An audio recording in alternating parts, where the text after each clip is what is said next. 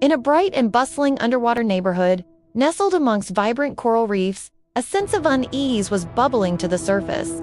Crab, octopus, and turtle were gathered in a tight, anxious circle, their eyes glued to the glowing screens of their shell phones and sea tablets.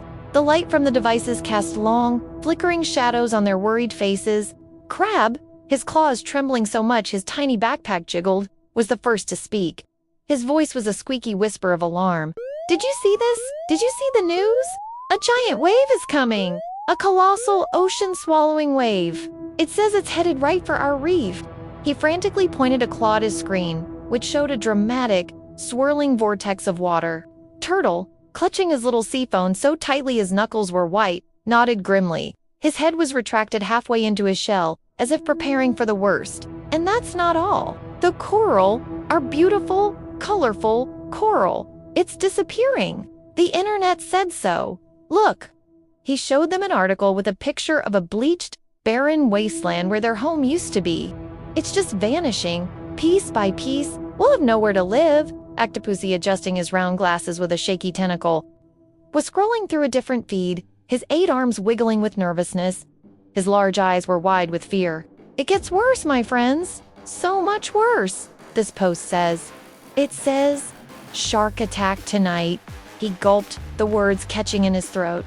"A massive, hungry shark is planning to visit our neighborhood for dinner." Panic The 3 friends shot off in different directions, swimming in frantic, chaotic circles. They bumped into each other, spun around, and crashed into the very coral they were afraid of losing. The once peaceful morning was now a frenzy of fear, fueled by the scary stories they had read online. The water churned with their panicked movements, and bubbles of distress floated up towards the surface. Suddenly, the bright morning light of the ocean dimmed. A large, imposing shadow fell over the coral neighborhood, silencing the panicked cries. It was Shar. He swam in with a dramatic flair, his massive form gliding through the water. He was big, and he looked serious, but his eyes held a glimmer of concern, not malice. He stopped a little too close, his sheer size causing the already terrified trio to freak out completely. "Guys, wait." Shark's deep voice boomed, though he was trying to sound reassuring.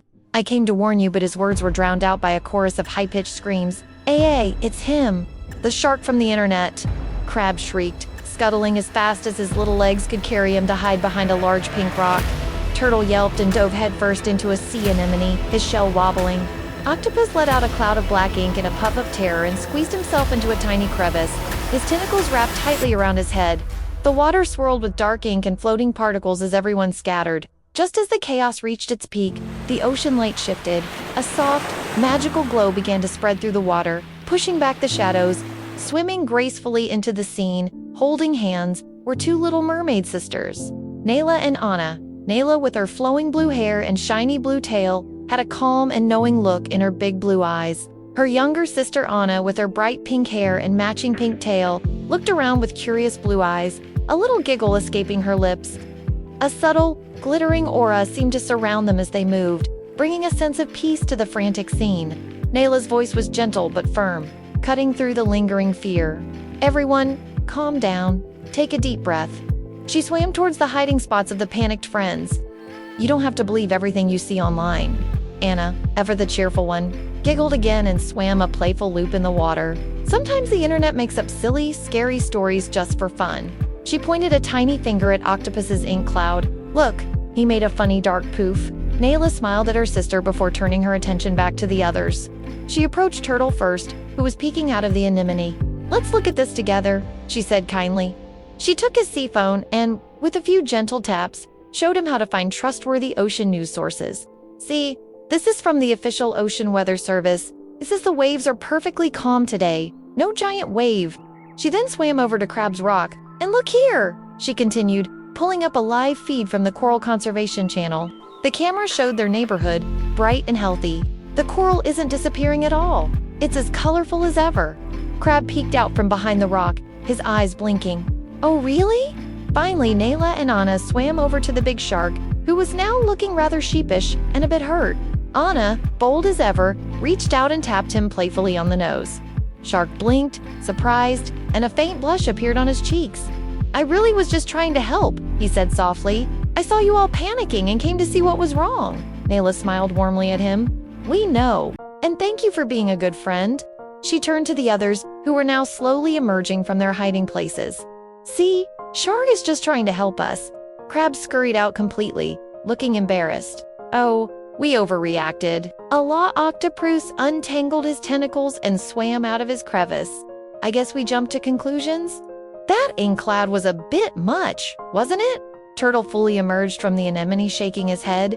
"We let those scary stories get the better of us." With the misunderstandings cleared up, the light in the ocean seemed to grow even brighter. The coral shone brilliantly, and the water was calm and clear once more. The friends gathered together, the earlier panic now replaced by a feeling of relief and camaraderie. "Thank you, Nayla and Ayna," Turtle said gratefully. "You really saved us from our own fear." Octopus nodded, polishing his glasses. "We'll definitely check the facts before panicking next time. No more believing scary headlines without thinking." Nayla smiled at them all. "Smart thinking is what keeps the ocean calm," she said wisely. Anna clapped her hands, her happy laugh echoing through the water. "And happy." The group shared a laugh, the sound of their friendship bubbling up through the water. As the sun shone down on their peaceful coral home, Nayla and Anna held hands and began to swim upward, their glittering tails swishing behind them, leaving their friends feeling safe, happy, and a whole lot smarter. Always remember to be smart, stay calm, and think before you panic. Thanks for watching. Don't forget to like and subscribe for more underwater adventures.